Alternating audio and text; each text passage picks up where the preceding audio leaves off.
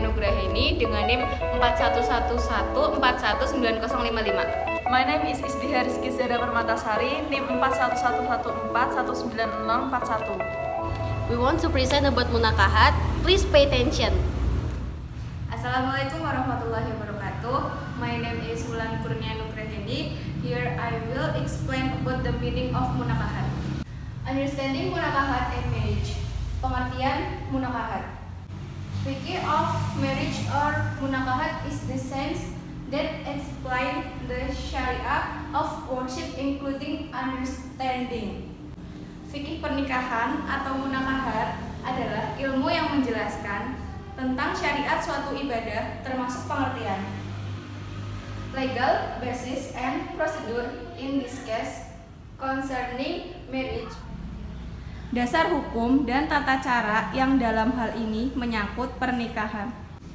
Marriage according to Islamic Sharia terms is a contract that justifies association between man and woman without mahram relation, so that with the contract there is a right and obligation between the two people.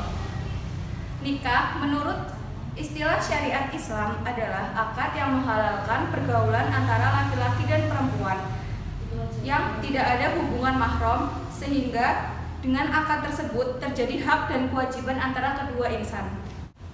Hey guys, my name is Devianti. I want to tell you about the system and purpose of marriage. Point 1, marriage can calm the soul. The meaning of that is pernikahan itu bisa menenteramkan jiwa.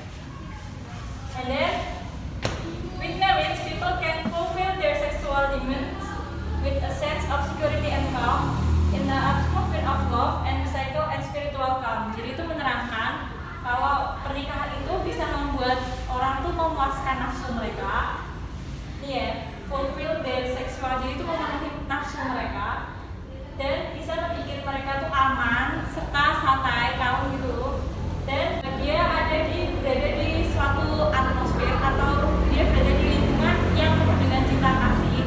Point 2 is marriage can prevent immoral act. Jadi artinya perkawinan dapat menghindarkan dari perbuatan yang maksiat. Keterangannya, by conducting marriage will open the way to channel biological needs, property, and avoid act of immorality.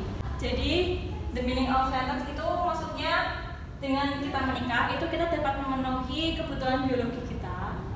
Nih, seperti yang kita butuhkan di biologi need, dan terhindar dari perbuatan-perbuatan yang maksiat. Gitu. Jadi moral kita untuk berbuat maksiat itu tuh makin tinggi karena kita udah sah. Yang poin ketiga, point 3 is married to continue the descent. Jadi maksudnya poin ini pernikahan itu untuk melanjutkan keturunan, memenuhi keturunannya dia. Kan kita juga menikah karena kita ingin melanjutkan suatu keturunan.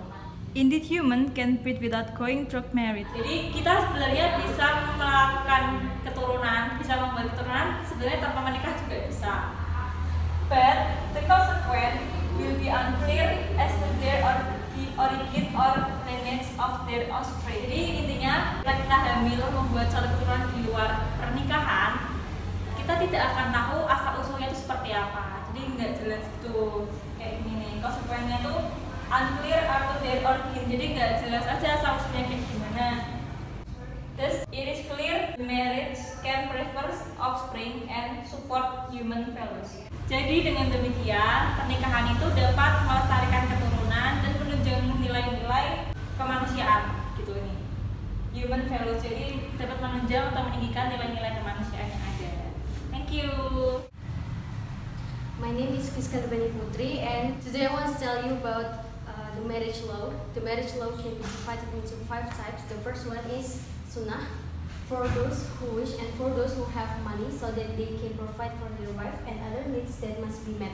Jadi maksudnya sunnah bagi orang-orang yang berkehendak dan baginya yang mempunyai biaya untuk pernikahan dan juga untuk memenuhi kebutuhan istrinya. The second one is obligatory for people who are able to carry out marriage, and if they are not married, they will fall into adultery. Jadi di sini maksudnya wajib bagi orang-orang yang mampu untuk melaksanakan pernikahan. Kalau misalnya tidak melakukan pernikahan, mereka akan masuk ke dalam perzinahan. Yang ketiga itu makruh for people who can afford to carry out marriage because it's not able to provide bahasa Indonesianya, makruh bagi orang-orang yang tidak mampu untuk melaksanakan pernikahan karena tidak mampu untuk memenuhi kebutuhan istrinya. Yang keempat, haram for those who want to marry with the intention of hurting his wife or wasting it. It also applies to people who are unable to provide shopping for their wife and their patients are not urgent. Jadi maksudnya di sini itu haram buat orang-orang yang nikah itu cuma tujuannya untuk nyakitin atau untuk nyanyain istrinya itu, dan juga untuk orang-orang yang tidak mampu memberikan belanja kepada istrinya dan nafsunya tidak mendesak. The last one is mubah for people who are not pressured by things that require marriage immediately or forbid them. Mubah bagi orang-orang yang tidak terdesak oleh hal-hal yang mengharuskan segera nikah atau yang mengharamkannya. Thank you. Hello, my name is Zahra. I will explain about pillar and conditions of marriage. Jadi saya akan menjelaskan tentang rukun dan syarat menikah. Number 1, prospective husband. Jadi syaratnya yang pertama itu calon suami. With the provisions of Islam, real male, baligh, not forced, not mahram, prospective wife, not paying ihram, umroh, hajj, and minimum 19 years old. Jadi itu syarat yang pertama, Islam, benar-benar pria, baligh, tidak dipaksa, bukan mahram calon istri, tidak sedang ihram, umroh, haji, dan usia minimal 19 tahun. Number 2, prospective wife. Jadi yang kedua, calon istri. With provision of Islam, really female, baligh, not forced, not mahram, prospective husband, not paying ihram, umroh, hajj, and minimum 16 years old.